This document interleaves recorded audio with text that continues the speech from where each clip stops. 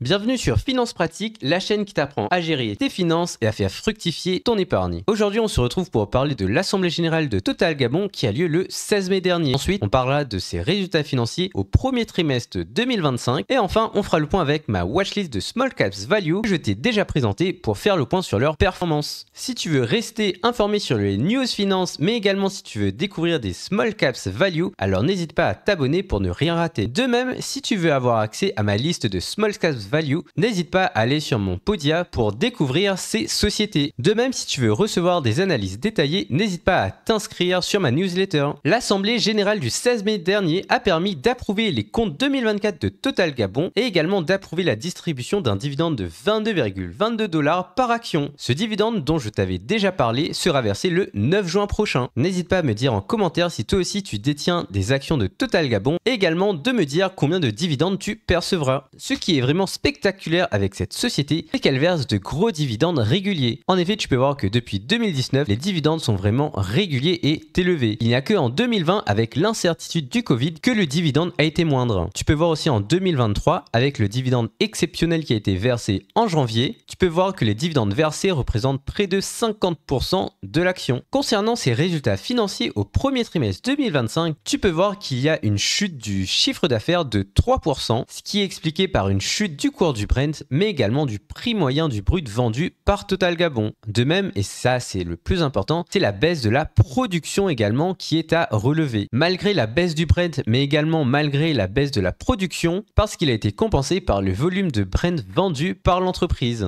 Hors élément exceptionnel, le flux de trésorerie s'établit à 91 millions contre 95 millions au premier trimestre 2025. Les 320 millions correspondent aux dividendes exceptionnels qui ont été versés en 2025. Du coup, il n'y a rien de grave avec ce flux de trésorerie négative. De même, ce qui me réconforte avec cette entreprise, c'est que malgré cet environnement qui était vraiment instable, Total Gabon arrive en un trimestre à encaisser 91 millions de dollars. Or, comme tu peux le voir, pour verser un dividende de 22,22 $ par action, cela représente 100 millions de dollars à la société. Donc, en un trimestre, Total Gabon a les moyens de verser à ses actionnaires un dividende très généreux, sans pour autant toucher à ses réserves. Du coup, c'est vraiment exceptionnel. Le résultat net, lui, est en recul de 12% et s'explique notamment par la baisse de la marge brute. Cette baisse a été compensée partiellement par la baisse des charges d'exploitation et par la baisse de la charge de l'impôt. Dans les prochains rapports, il faudra suivre la production de pétrole brut. Je reste confiant en cette valeur et ses résultats me semblent très bons. Maintenant, on va faire un petit récap sur les sociétés que je t'ai présentées et faire le point sur les sociétés que j'ai dans ma watchlist. Comme tu peux le voir, il y a certaines sociétés que je t'avais présentées dans cette série, notamment parce que ces sociétés ne correspondaient pas à mes critères d'investissement.